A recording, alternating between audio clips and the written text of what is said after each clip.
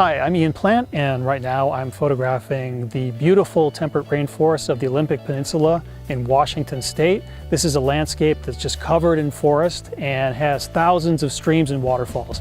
And when you're working in an environment like this, a polarizer filter is your secret weapon to getting photographs that show rich contrast and saturation. A polarizer filter enhances color and contrast in a photograph by reducing the appearance of glare, which is basically a reflection of the sky that appears on reflective surfaces such as wet rocks or foliage, or some foliage has a waxy surface that will reflect a little bit of the sky. So that glare is going to show up as bright, annoying hot spots in your photograph. That's going to be distracting, and it's going to block the native color from shining through. So when you use a polarizer filter, you can eliminate that glare and you can show more of that beautiful native color that's underneath.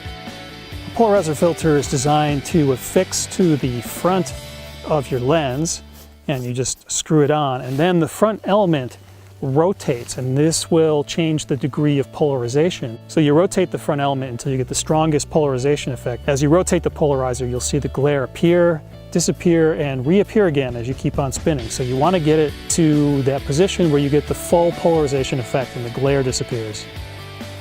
So I'll typically use a polarizer when I'm photographing a forest scene like this that's got a lot of beautiful lush foliage. Spring, summer, and fall are all great times to photograph foliage using a polarizer.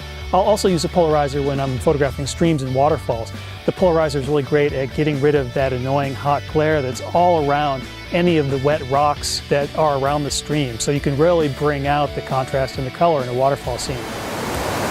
When you're photographing streams and waterfall, that's where a polarizer filter really shines. Just remember, when using a polarizer, it cuts down on the amount of light that's coming through the lens. You typically lose 1 to 2 stops of light, but that can be a good thing because when you're photographing waterfalls, you want to get longer exposure effects to get that silky smooth look to the water.